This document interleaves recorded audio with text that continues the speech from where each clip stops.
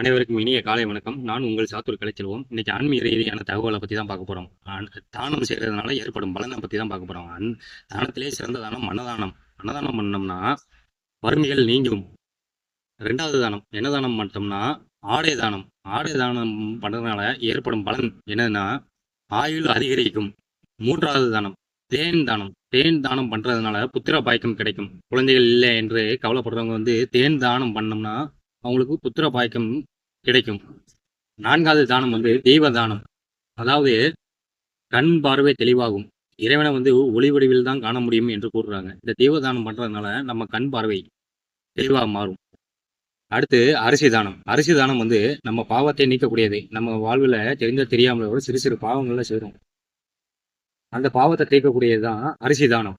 இல்லாதவங்களுக்கு அரிசியை கொடுக்கறதுனால நம்ம பாவ கணக்குன்னா குறைய ஆரம்பிக்கும். அடுத்த தானம் நெய் தானம். நோய் நொடிகள் நீங்கும். ஒருத்தருக்கு நெய் தானம் பண்ணோம்னா நோய் நொடிகள் நீங்கும். இப்போ உள்ள காலகட்டத்தில் எல்லாருமே சுகர் ப்ரெஷர் அப்படின்ட்டு அந்த டேப்லெட்டை எடுக்க ஆரம்பிச்சிட்டோம்.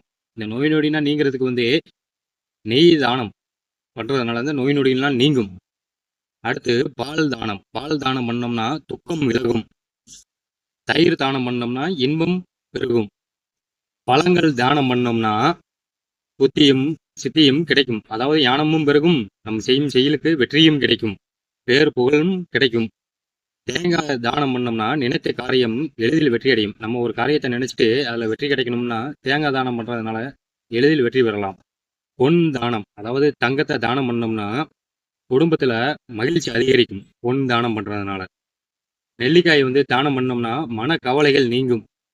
மனக்கவலைகள் நீங்கக்கூடியது நெல்லிக்காய் தானம். அடுத்து வெள்ளி தானம் பண்ணோம்னா வெள்ளி சுக்கிரன் கூடியது. அந்த வெள்ளியை நம்ம தானம் பண்ணோம்னா மனக்கவலைகள் நீங்கும். அடுத்து பசு தானம் பண்ணோம்னா முன்னோர்கள் செய்த பாவங்கள் அனைத்தும் நீங்கக்கூடியது. முன்னோர்கள் கடனை தீர்க்கக்கூடியது. அதான் பசு தானம் பண்றது.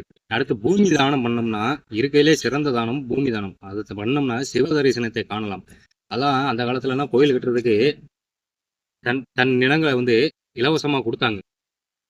அது சிவ தரிசனத்தை காணலாம். தானத்திலே சிறந்த தானம் என்னன்னு பார்த்தோம்னா அன்னதானம்.